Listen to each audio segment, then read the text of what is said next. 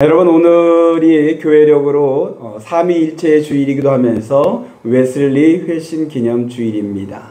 그리고 오늘 오후에 우리 화성지방교회는 조암교회에서 웨슬리 회심 기념 성회를 하게 됩니다. 웨슬리가 도대체 누구이길래 그의 회심을 기념하고 이런 기념 성회까지 할까? 웨슬리는 우리 양문교회가 속해 있는 감리교단이라는 이 감리교를 창시한 사람입니다. 웨슬리에 대해 잠깐 말씀을 드리면, 웨슬리는 믿는 가정에서 태어났습니다. 모태신앙인입니다. 그리고 영국의 옥스퍼드 대학에서 공부를 했고, 그 대학에서 이제 교수로 활동을 했던 지성이기도 합니다. 그리고 이제 목사가 되어서 당시에 신대륙이었던 아메리카로 건너가서 인디안들에게 복음을 전하려는 선교 활동도 했습니다.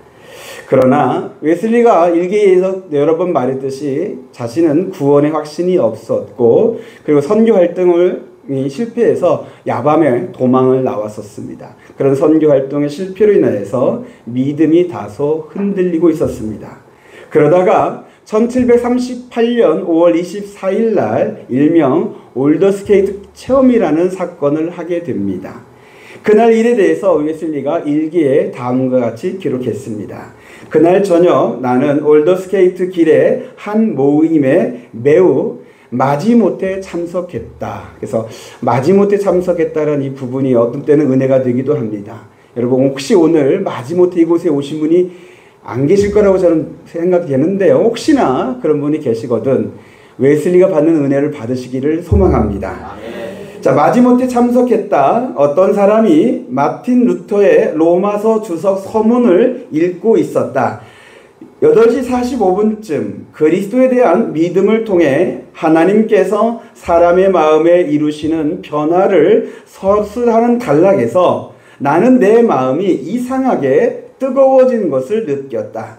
내가 진정으로 그리스도를, 구원을 위해 오직 그리스도만 의지하고 있다고 느껴졌다. 그리고 그분께서 진정 나의 죄를, 나의 죄까지도 가져가셨다라는 사실과 죄와 사망의 법에서 나를 구원하셨다라는 확신이 내게 주어졌다. 이렇게 일기에 그날 일을 기록했습니다. 웨슬리는 이 체험을 통해서 구원의 확신이 행위에 의해서가 아니라 예수 그리스도를 통한 하나님의 은혜로 우리가 구원받는다는 것을 다시 한번 깨닫게 됩니다. 그가 진정으로 복음을 알게 된 겁니다. 이날 이후에 그는 영국 전역을 돌아다니면서 자기가 깨달은 이 복음을 사람들에게 설교하기 시작을 합니다. 그의 평생의 설교를 단 한 문장으로 정의하면 이렇게 됩니다. 믿음으로 의롭게 되는 칭의의 구원과 그리스도인의 성결한 삶인 성화의 구원을 받으라 라는 내용으로 정리할 수 있습니다. 그의 설교를 들은 수많은 사람들이 예수를 믿고 변화되는 삶을 살아나게 됩니다. 사람들이 이렇게 변하자 이제 여기저기에서 반대 운동도 일어나게 됩니다. 한 번은 웨슬리가 설교하는 것을 방해하려고 양조장 주인이 웨슬리가 설교한 곳으로 쫓아갔습니다. 그런데 그가 웨슬리의 설교를 듣고 예수를 믿어 회개하고 자신의 양조장을 문 닫아 버렸습니다. 그런 일이 지금 제가 한 예만 드렸지만 웨슬리의 이 사역 가운데서 이런 일이 많이 일어나게 됩니다.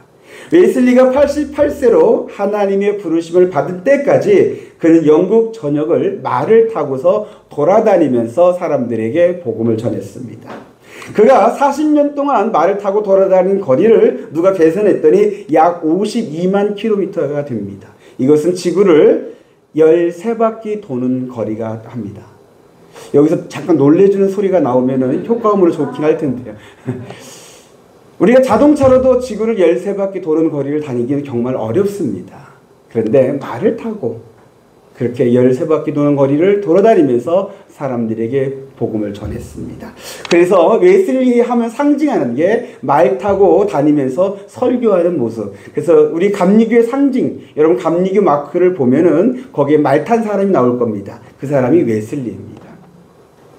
웨슬리의 설교를 듣고 회심하고 새로운 신앙생활, 하는 사람들을, 세상 사람들이 이제 별명을 하나 붙였는데 그걸 뭐라고 하냐면 메소디스트라는 별명을 붙였어요.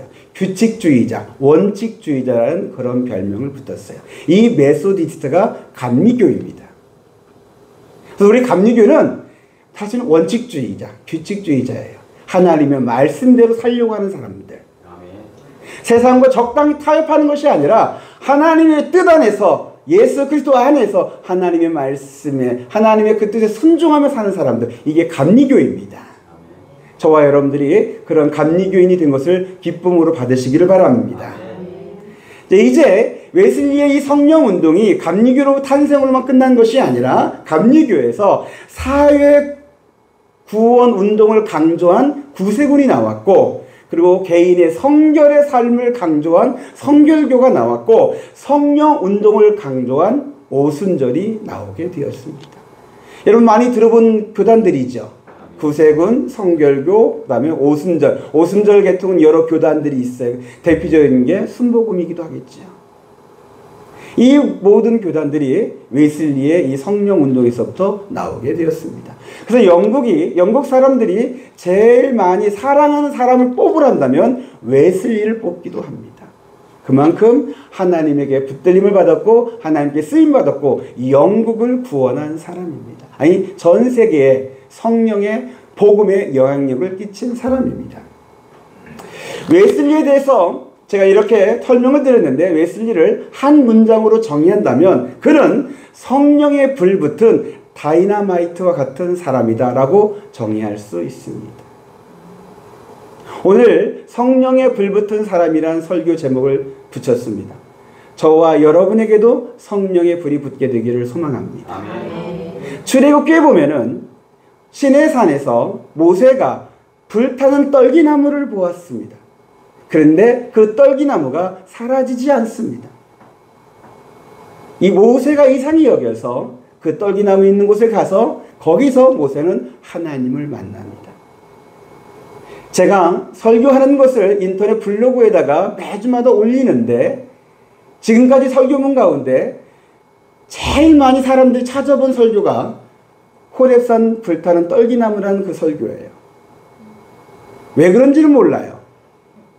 매주마다 그 설교를 사람들이 많이 봐요. 여러분들은 안 볼 거라고 저는 생각이 들어요. 이제 목사님들이 주로 이제 설교 인용하기 위해서 찾아볼 텐데. 그래서 한번 제가 도대체 이 설교가 도대체 어떤 은혜가 있길래 많은 분들이 볼까 다시 한번 보게 됐는데 은혜가 있더라고요. 제가 왜 떨기나무 이야기를 하냐면 떨기나무는 광야에서 아주 보잘것없는 그냥 덤불과 같은 나무입니다. 근데 하나님의 불이 붙으니까 사라지지 아니하고 오히려 모세를 부르고 하나님의 뜻을 이루는데 쓰임받는 존재가 됩니다. 저와 여러분들이 사실은 그런 떨기나무 같은 존재일 수 있어요. 너무 작아서 너무 가벼워서 보잘것없다고 느껴질 때가 너무나도 많아요. 그러나 이런 떨기나무 같은 존재에도 하나님의 불이 붙으면, 여기서 아멘 해주시면 좋은데, 하나님의 불이 붙으면 저를 통하여 여러분을 통하여 우리 양문교회를 통하여 하나님의 뜻이 이루고 하나님의 영광이 나타날 줄로 믿습니다. 여러분 다이너마이트가 이제 있지요. 다이너마이트의 그 원어가 디나미스라는 단어입니다. 그 디나미스는 능력이라는 단어예요. 근데 여러분 다이너마이트가 폭발하는 그 능력을 발휘하려면 심지에 불이 붙어야 합니다. 그냥 다이너마이트 그 자체를 그냥 던지면, 그냥 땅에 박아놓고 폭파해라 하면은 아무런 힘이 없습니다. 심지에 불이 붙어야 폭발합니다. 하나님께서 우리에게 주신 디나미스가 있어요. 하나님의 능력이 있어요. 그게 뭐냐면 복음이에요. 복음에는 모든 믿는 자에게 구원을 주시는 하나님의 능력이 있습니다. 믿으시면 아멘 하시기 바랍니다. 영혼을 구원하고 인생을 구원하고 가정을 살리고 세상을 변화시키는 하나님의 능력이 복음 안에 있습니다. 근데 이 복음이, 이 하나님의 능력, 이 능력이 디나미스인데 이 복음에 불이 붙어야 세상을 변화시키는 이 능력이 나타나게 됩니다. 폭발하는 능력이 나타나게 됩니다. 그런데 하나님께서 불을 붙이는데 어디다 불을 붙이냐? 제가 여러분들이 복음의 심지입니다. 하나님은 그 심지인 저에게 여러분에게 불을 붙여서 이 복음의 능력이 세상에 나타날 수 있도록 하나님께서 하시려고 하십니다.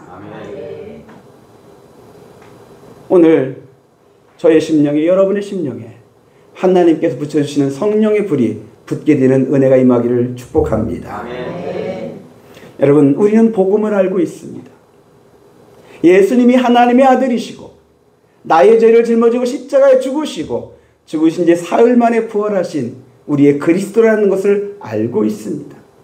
이 예수를 믿는 자는 누구든지 죄의 사함을 받고 하나님의 자녀가 되고 영생에 이른다는 이 귀한 복음의 소식을 우리는 알고 있습니다. 복음이 제 안에, 여러분 안에 들어가 있는 줄로 믿습니다. 그러나 그 상태로만은 아직은 불붙지 않는 다이너마이트입니다. 이 복음에 불이 붙어야 돼. 머리로 하는 것이 내 가슴으로 믿어지고 내 입으로 고백 끼워지고 내 삶에서 이 복음이 나타날 때 복음의 능력이 나타나게 됩니다. 저와 여러분들이 나는 왜 이렇게 보잘것없는 존재로 태어나게 하셨는가? 그냥 광야에 흔한 너무도 작은 떨기나무 같은 존재라고 그렇게 한탄하거나 좌절하거나 절망하는 그런 모습이 아니라 저와 여러분에게 하나님 내 심령에 불을 붙여 주옵소서. 주님께서 제게 복음을 주셨는데 이 복음의 능력이 나타날 수 있도록, 역사할 수 있도록 내 심령에 성령의 불을 붙여 주옵소서. 그렇게 사모하는 마음으로 오늘 말씀을 들어주시기를 바랍니다. 사모하는 여러분에게 성령의 불이 붙게 되기를 예수의 이름으로 축복합니다. 오늘 본문 읽었던 말씀에는 성령의 불 붙은 사람들의 이야기가 나와요. 여러분 4절의 말씀을 다시 한번 보겠습니다. 4절이요. 시작. 그들이 다 성령의 충만함을 받고 성령이 말하게 하심을 따라 다른 언어들로 말하기를 시작하니라. 마가다락방에서 기도에 힘썼던 120명의 제자들에게 성령이 임했습니다. 그들이 다 성령의 충만함을 받고 성령이 말하게 하심을 따라 다른 언어, 즉 방언으로 말하기를 시작했다라는 말씀입니다. 이들에게 이제 성령의 불이 붙게 된 거예요. 그래서 이들은 어부였고 세리였고 목동이었고 농부였고 여인이었고 세상에서 보잘것없는 그런 존재였지만 세상이 감당할 수 없는 세상을 뒤바꾸는 하나님의 사람들이 되었습니다. 이 말씀이 오늘 우리 양문교회가 이 말씀이 이루어지는 마가다락방, 영적인 마가다락방이 되기를 소망합니다. 근데 오늘 이 말씀 가운데서 성령이 말하게 하심을 따라라는 이 말씀을 좀 더 집중해 보도록 하겠습니다. 성령이 말하게 하심을 따라 제자들이 말하기를 시작한 거예요. 성령 하나님이 주도적으로 이끌고 제자들은 성령의 감동에 순종하고 복종한 게 성령에 불붙은 사람들의 모습이에요. 성령 하나님이 나 인생의 주인으로 인정하고 나는 성령의 그 말씀에 아멘하고 순종으로 나아가는 사람, 이게 성령에 불붙은 사람들의 모습이에요. 근데 가끔은 우리가 신앙생활하면서 반대로 하는 경향이 있어요.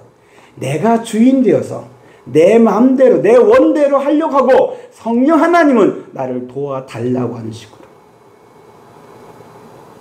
근데 성령 하나님은 그런 분이 아니신 거예요. 성령님도 하나님이셔요. 우리 인생의 주인이셔요. 진짜 성령에 불붙는 사람은 성령이 말하게 하심을 따라 내가 말하고 성령이 나를 이끄신 대로 내가 따라가고 성령이 나를 주장하는 대로 내가 쓰임받는 게 성령에 불붙은 사람의 모습입니다. 제가 성령에 불붙은 사람에 대해서 설교를 준비하면서 제일 많이 고민했던 게 있어요. 그게 뭐냐면 성령에 불붙는 방법을 가르쳐주고 싶은 마음이 있어요. 아마 여러분도 한번 성령이 불붙는 방법을 오늘 가르쳐 줄까? 이런 생각을 하실 수도 있겠지요. 표정을 보니까 안 하신 것 같은데. 근데 저는 여러분들에게 그 방법을 가르쳐 주고 싶어요. 그런데요, 제가 성경을 보고 주석을 보고 아무리 묵상을 해도 이게 성령의 불붙는 방법이다 라고 딱 정의 내릴 수 있는 게 없더라고요. 왜 그럴까? 왜 성경은 이걸 딱 이렇게, 여러분 성경에서 성령 충만하라는 그 내용은 있어요. 근데 성령 충만 이렇게 하면 너희가 성령 충만해진다 라는 구절은 없어요. 이 공식이 없어요. 왜 그럴까요? 성령 하나님은 우리의 방법대로 움직이신 분이 아니셔요. 우리의 생각, 우리의 계획, 이걸 뛰어넘으시는 분이셔요. 오늘 마가의 다락방에서는 이 120명의 제자들은 마음을 같이하여 기도에 힘썼어요. 물론 성령을 사모하면서 기도를 힘쓰는 교회에 그런 사람들에게 성령이 충만하게 임하기도 합니다. 근데 꼭 그것만은 아니에요. 우리가 초반에 보았던 웨슬리처럼 정말 마지못해 참석한 그 자리에서도 성령의 뜨거운 역사를 받기도 해요. 이걸 어떻게 정리할 수 있겠어요? 성령은 우리가 조정할 수 있는 분이 아니란 얘기예요. 제가 방법을 찾다 보면은 내가 이렇게 하면 성령님은 이렇게 응답하셔서 성령 충만해질 거다라고 내가 하나님을 조정하는 방법을 가르치는 것밖에 안 되더라고요. 근데 성령 하나님은 그런 분이 아니신 거예요. 오늘 오후에 웨슬리 회심 기념성회에 있다고 제가 말씀을 드렸죠. 여러분들이 이제 참석하게 될 거예요. 아멘이 그래도 세 분은 하셨네요. 어떤 분은 마지못해서 목사님 눈치 때문에 마지못해 참석하는 분도 있고, 어떤 분은 대담하게 나 못 가겠다 하는 분도 있을 수 있어요. 뭐 괜찮아요. 저와 같이 사는 사람도 안 가겠다라고 했으니까. 그러나 여러분, 누가 합니까?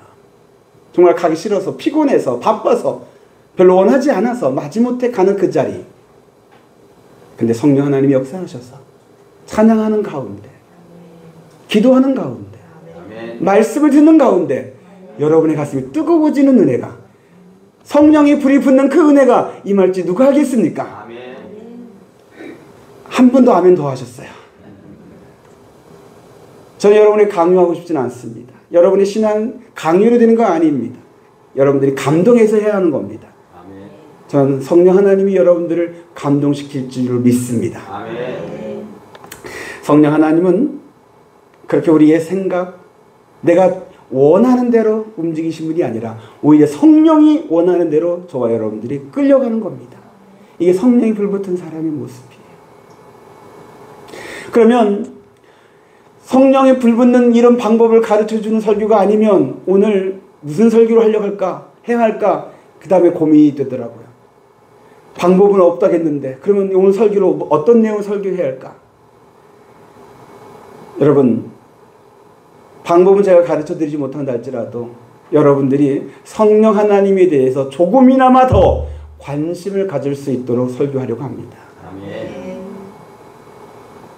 우리가 성령 하나님을 잊고 살아요. 여러분들이 주일에 교회에 와서 설교 들을 때 잠깐 설교 가운데 흘려 들어가는 정도고, 삶의 자리에서는 성령 하나님이 나를 인도하시고 나를 끌고 가시고 나를 감동시키고 내가 순종해야 하는 그런 분이라고 라는 것을 잊고 살 때가 있어요. 그럼 오늘 이 설교를 통해서 여러분들의 생각 속에, 여러분들의 관심 속에, 여러분들이 사모하는 것 속에 성령 하나님이 더 생기게 되기를 소망합니다. 여러분, 오늘은 삼위일체 주일입니다. 삼위일체라는 것은 성부, 성자, 성령 하나님께서 세 분이시기도 하시면서 본질상으로는 한 분이시라는 내용이에요. 이거 설명하려면 오래 좀 어려워요. 오늘 이거 설명한 내용이 아니고요. 이 성부, 성자, 성령 삼위일체 하나님께서 창조 때부터 같이 활동하셨고, 또 우리를 구원할 때 같이 합작하셨고, 세상 끝날 때에도 역시 같이 하십니다. 때로는 따로 하시기도 하시고, 또 같이 하시기도 하시고 본질적으로는 하나가 되어서 우리 가운데 존재하신 분이 성부, 성자, 성령, 삼위일체 하나님이십니다. 아멘. 하나님이 성부, 성자, 성령, 삼위가 한 분이시라는 것을 여러분들이 믿음으로 받으시기를 바랍니다. 아멘. 그런데 지금은 어떤 분들은 이렇게 말합니다. 지금은 성령 하나님의 시대다. 한번 따라서 해주시기 바랍니다. 성령 하나님의 시대다. 여러분, 여러분들이 기도하실 때 하나님 나와 함께해 주옵소서, 나와 동행해 주옵소서라고 이런 기도를 하실 겁니다. 근데 여러분, 우리와 함께 하시는 하나님은 성령 하나님이십니다. 아멘. 우리를 도우시는 하나님, 우리의 연약함을 도우시는 하나님이 성령 하나님이십니다. 아멘. 우리에게 믿음을 주시고 우리에게 은사를 주시고 우리에게 능력을 주시고 우리가 사명 감당할 수 있도록 해주시는 분이 성령 하나님이십니다. 아멘. 나를 변화시키셔서 성령의 그 9가지 열매, 사랑, 희락, 화평, 자비, 양성, 충성, 온유, 절제, 오래 참음이라는 이 열매를 맺게 하시는 분도 성령 하나님이십니다. 아멘. 우리가 신앙생활하면서 이 귀한 복음의 증인의 모습이 될 수 있도록 우리를 이끄시는 분이 성령 하나님이십니다. 아멘. 우리가 하나님의 나라에 갈 때까지 우리를 지키시고 도우시며 인도하시는 분이 성령 하나님이십니다. 아멘. 이 귀한 성령 하나님에 대해서 우리가 관심 가져야죠. 이 하나님을 우리가 외면하고 성령 하나님을 우리가 소멸케하면은 그건 누구 손이냐? 결국에는 내 손이에요. 마치 고아와 같이 신앙생활을 하는 거예요. 부모님이 계신데 눈을 시퍼렇게 뜨고 살고 지금 내 옆에 계신데 나는 고하다라고 말하는 그런 이상한 생각을 가진 아이와 같이 신앙생활 할 수밖에 없어요. 성령 하나님이 여러분과 함께하고 계셔요. 아멘. 그 성령 하나님에 대해서 관심을 갖고 우리가 사모하고 원하는 것이 주여 내 심령에 성령의 불을 붙여 주옵소서. 아멘. 나에게 충만히 임하여 주옵소서. 아멘. 이 기도를 하실 수 있게 되길 바랍니다. 아멘. 방법은 없다고 하지만은 그러나 성경에서 여러 번 성령이 역사하시는 모습들 보면은 바라고 원하고 사모하는 자에게 성령이 임재하시고 아멘. 충만해지십니다. 아멘. 우리 양문교회 성령 충만한 교회 되기를 원합니다. 아멘. 그리고 이제 12절과 13절의 말씀을 보시기 바랍니다. 12절과 13절이요. 시작. 다 놀라며 당황하며 서로 이르되 이 어찌 된 일이냐 하며 또 어떤 이들은 조롱하여 이르되 그들이 새 술에 취하였다 하더라.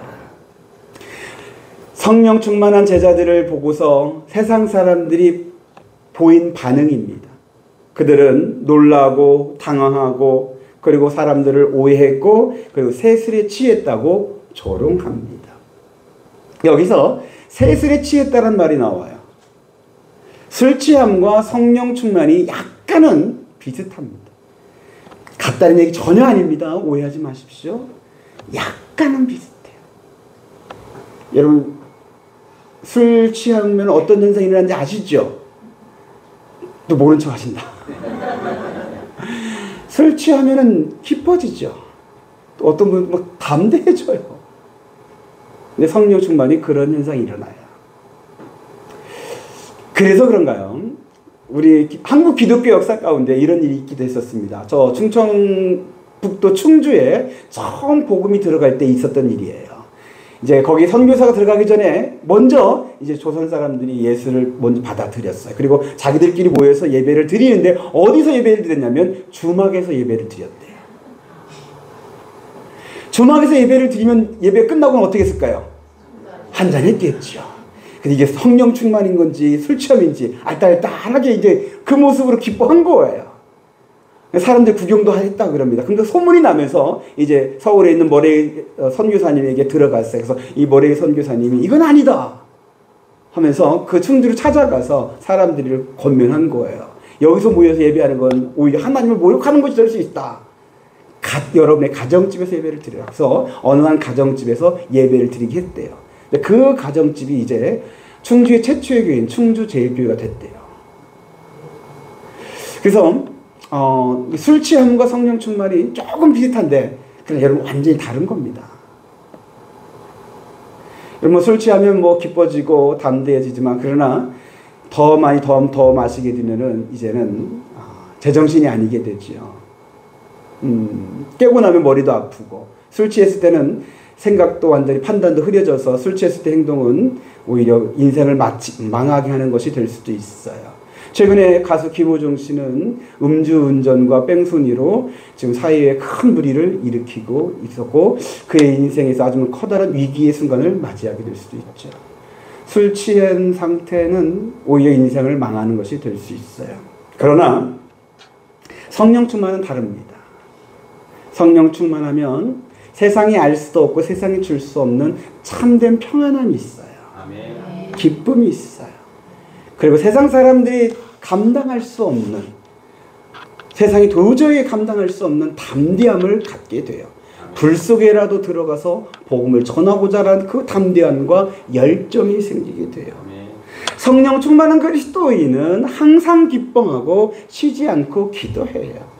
성령 충만한 그리스도인은 자기 것을 내려놓고 용서하고 사랑만 하며 살려고 합니다. 성령 충만한 그리스도인은 아무것도 없으면서 내게는 모든 것이 다 있다라고 고백하며 감사가 넘치죠. 여러분 남 이야기입니까? 아니면 여러분과 비슷합니까? 이 정막은 뭡니까? 제가 여러분에게 이렇게 해라 강요하지는 않습니다. 그러나 여러분이 성령의 불이 붙으면 자연스럽게 성령 하나님이 여러분을 이렇게 데리고 가실 겁니다. 아멘. 세상 사람들과는 분명히 다르게 생각하고 다르게 말하고 다르게 사는 모습을 우리를 만드실 겁니다. 아멘. 그래서 우리의 그 모습을 보면서 사람들은 놀라고 오해하고 심지어 조롱할지도 모릅니다. 그러나 여러분 우리를 조롱한다 할지라도 여러분 성령 충만하시기 바랍니다. 아멘. 세상이 우리를 이해하지 못하고 우리를 조롱한다 할지라도 거기 여러분 약해지지 마십시오. 오히려 성령 충만하십시오. 왜냐하면 우리가 성령 충만하지 않으면 자칫 잘못하면 술 취한 모습이 될 수도 있어요. 여러분 취한다는 것은 무엇인가 빠져 사는 것이라고 할 수도 있어요. 근데 요즘 세상 사람들은 술 취하는 것뿐만이 아니라 돈에 취하든지 권력에 취하든지 쾌락에 취하든지 마약에 취하든지 안 좋은 것 잘못된 것에 취해 사는 사람들이 너무 많아요. 저는 가끔씩 예전에 제가 유튜브에서 봤던 어느 동영상이 생각이 나요. 어느 학생이 자기 인생의 꿈을 이야기했어요. 내 인생의 꿈은 첫째는 부자이고 그럼 두 번째도 부자이고 그럼 세 번째는 또 부자이고. 전 그 말이 자꾸 생각이 나요. 그 학생이 뭔가 잘못 생각하고 있겠죠. 근데 그 학생이 그렇게 잘못 생각하도록 그것밖에 꿈을 심어주지 못한 이 사회도 사실은 커다란 문제예요. 그 사회 속에 우리 교회도 있는 거예요. 저도 있고 여러분도 있는 거예요. 우리도 나 자신도 모르게 돈에 취해 있는 건 아닌가. 어떤 사람은 월 500 버는 건 또 부족하다 그래요. 원 1000은 바로 벌어야 한다고 그래요. 근데 원 1000 벌으면 만족할까요? 아니요. 여전히 부족하다 그럴 거예요. 예배소서 5장 18절 말씀에 이런 말씀이 있어요. 예배소서 5장 18절 말씀 한번 다시 한번 볼까요? 시작. 술 취하지 말라. 이는 방탕한 것이니 오직 성령으로 충만함을 받으라. 아멘. 여러분 술 취하지 말라 그럽니다. 여기다 술 취하지 말라는 것을 다른 걸 더할 수도 있겠죠. 돈에 취하지 마라. 세상 쾌락에 취하지 마라. 권력에 취하지 마라. 이는 방탕한 것이다. 오직 성령으로 충만함을 받으라. 그래서 오직은 강조의 단어입니다. 그러면서 또 하나는 그 다른 것들, 그것들과는 전혀 다른 하나님이 우리에게 주신 참된 행복, 참된 기쁨, 참된 하나님께 영광을 드리는 이 성령의 충만함을 받으라고 강조하고 계십니다. 아멘.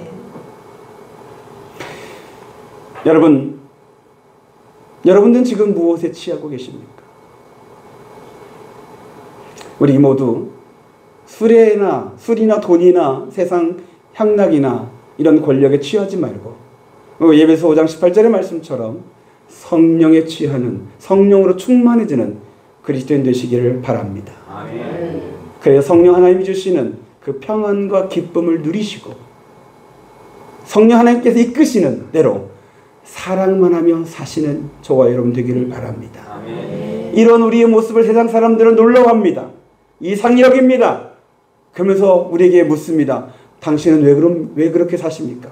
그럴 때 여러분 이렇게 말했으면 좋겠습니다. 예수를 믿으십시오. 아멘. 그러면 나와 같이 됩니다. 아멘. 우리 이렇게 말하고 표정으로 전도하고 행동으로 전도하는 복음의 증인들이 다 되실 수 있게 되기를 우리 주 예수 그리스도의 이름으로 축복합니다. 아멘.